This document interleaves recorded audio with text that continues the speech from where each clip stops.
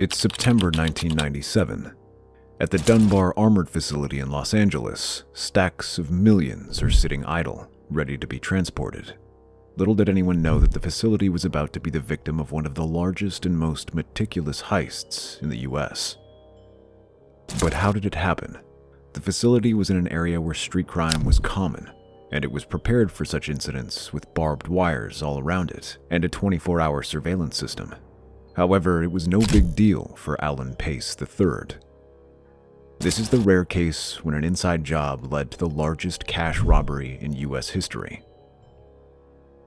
Alan Pace was a friendly guy who worked as a regional safety inspector at the Dunbar facility.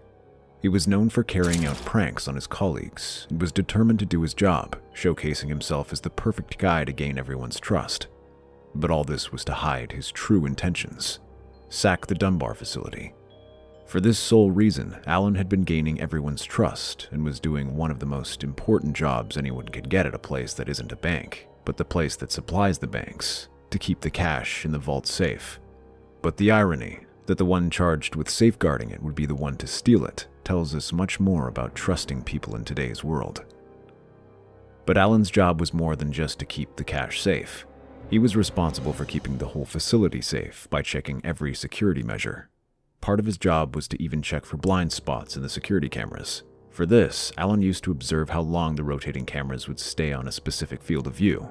He even took photographs of the inside of the facility without raising suspicions, because people thought Alan was just doing his job. But the real jackpot he had was access to the employee schedules, cash handling procedures, and security protocols. Such authority was a literal blessing, and made the execution of Alan's plans easier than ever. However, things were about to get messy for Alan.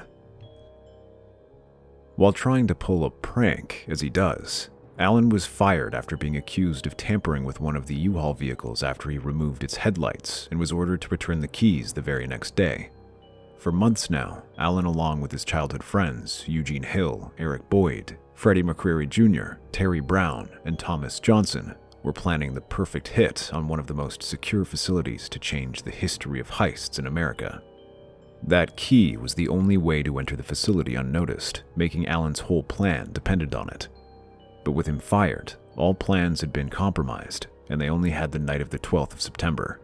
Luckily, it was Friday.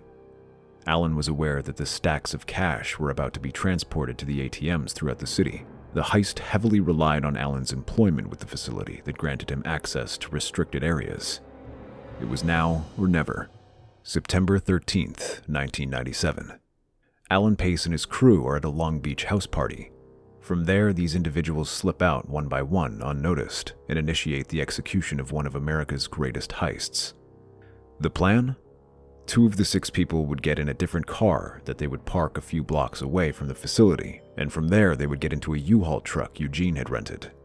With Alan's keys, they would quietly enter the facility, evade the security cameras, and make their moves meticulously, keeping time for every camera to get them in their line of sight, in note.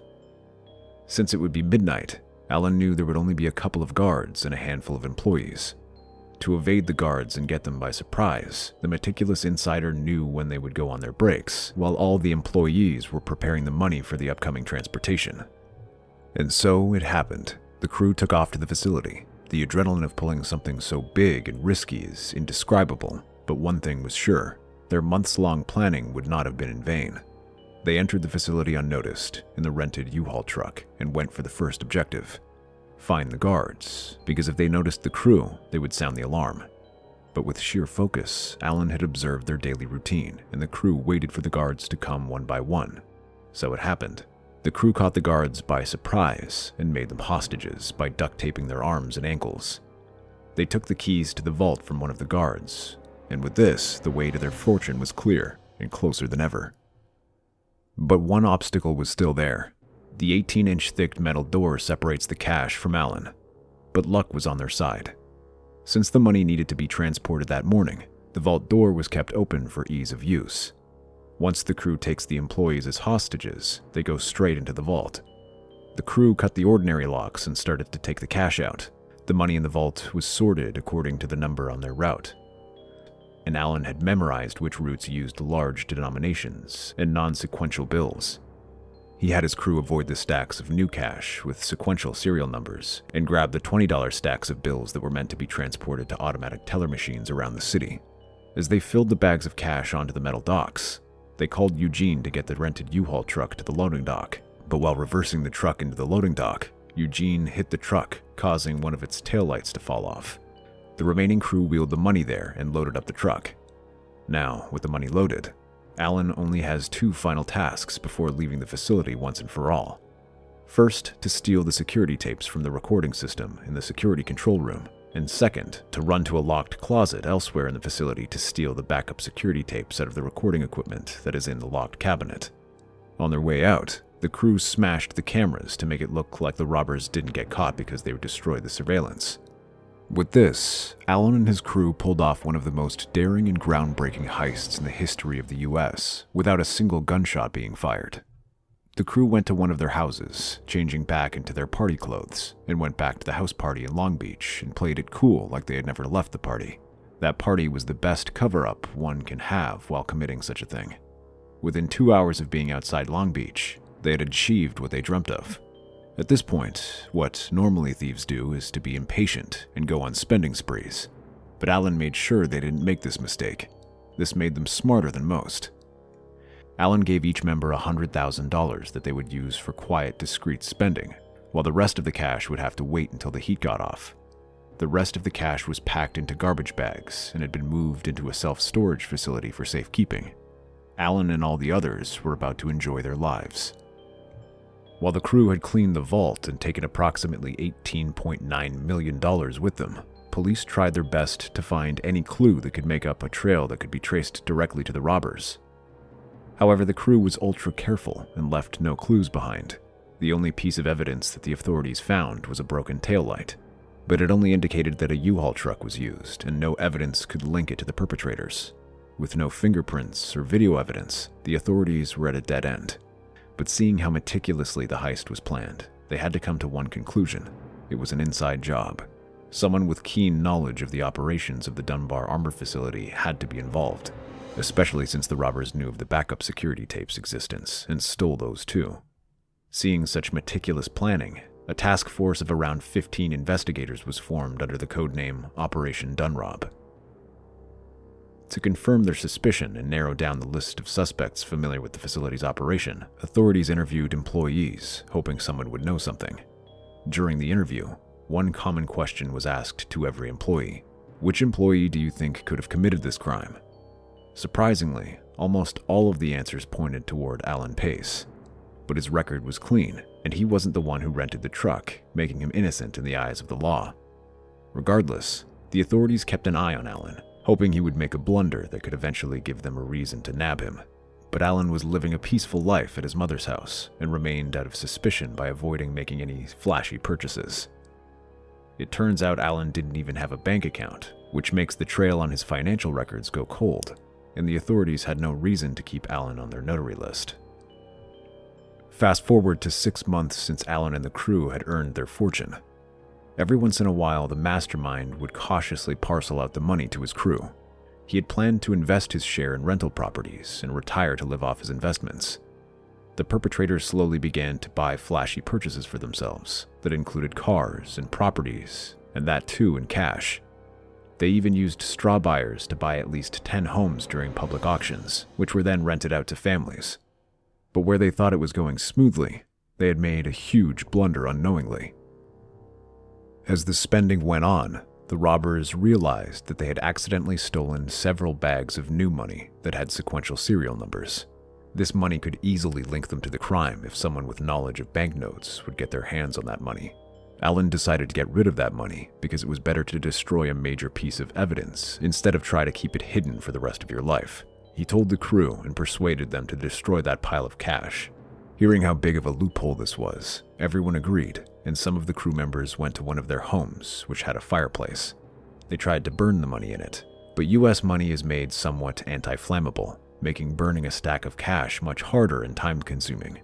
With this task becoming too tedious, the group thought of another way to destroy the cash, and so they set off to Las Vegas, where they intended to play the slot machines to get rid of the money.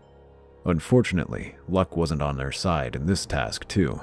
The crisp new money was jamming in the slot machines frequently, making this plan a flop. With no other option in sight, they ended up putting those new notes in a washing machine to make them usable and look less new. A clever and hilarious thing to do. But it worked perhaps, and the crew went on with their secret diligent spending again. However, Allen knew they couldn't do this for all their lives. If they continue to spend without having any formal or legal track of their earnings, they will eventually get suspected and busted. So Allen, like the meticulous planner he is, came up with an idea. It had been 2 years since the robbery took place, and everyone thought they had successfully evaded the authorities and got the heat off themselves. And this was the case, until Eugene Hill, Allen's best friend, made the mistake that would cost the whole crew their anonymity. Eugene intended to purchase a property, for which he hired a real estate broker. However, Eugene paid him in a stack of cash, which was still wrapped up in the original cash straps, and the broker noticed it. He was suspicious, and unlike many in his profession, decided to not let it get away and called the police instead of quietly taking the money. This might be because the broker knew if he used these notes and someone spotted the serial number, as he did, he could also get busted for being misunderstood as a member of the heist and would then spend the rest of his life in jail for a crime he didn't commit. The authorities, hearing the finding of this strong evidence, rushed to conduct an investigation. Soon they realized that based on the dates and handwriting of the straps, the cash is part of the money stolen from the Dunbar armor facility. The tables turned, and the investigation was about to become a cluster of major breakthroughs. The authorities, having Eugene as the only lead, delved into his financial records and subpoenaed countless U-Haul records. The investigation concluded Eugene rented a 14-foot U-Haul truck one day before the robbery and returned it a day later, making him the key perpetrator. Police had enough evidence to take Eugene into custody, and so they did. Upon arresting him, more cash in the original money straps was found in his possession. Knowing he was caught red-handed, Eugene decided to break faith and roll on everyone by quickly confessing in hopes of a lesser sentence. Eugene tells everything about the other 5, and all are apprehended within days and put on trial in the spring of 2001. Till the end, Allen denied being part of the robbery and claimed that he was being set up by his former friends as revenge for cheating with a friend's wife. In the end, 4 of the 6 members of Allen's crew pleaded guilty and were sentenced to federal prison for time served ranging from 7.5 to 10 years. The 5th robber, Eric Boyd, received 17.5 years of imprisonment, and the 6th was Allen Pace, the mastermind himself, who had to spend 24 years of his life behind bars. However, the crew didn't only have to serve sentences, but also pay the stolen $18.9 million back in full. However, authorities have only been able to account for $7 million taken in the heist, and that was because most of it was used to buy property, cars, and other items that were easy to track. Now the authorities have only assumptions about the rest of the money. It was estimated that several $100,000 were presumably either burned or gambled away in Las Vegas, and only suspicions from many other authorities are in the public that there is as much as $10 million still hidden somewhere. Till now, it hasn't been found, even with Allen Pace out of jail. As strange as it might sound, Allen Pace has been back in the community since his release on the 1st of October 2020. However, he and all the other crew members have kept a low profile, with no spotlight on their whereabouts. All we can do is wait and watch how Allen decides to play this game, and if he really is up for another run-in with the authorities again, or just wants to live the rest of his life peacefully. If you enjoyed this video, don't forget to like and subscribe to watch more content like this.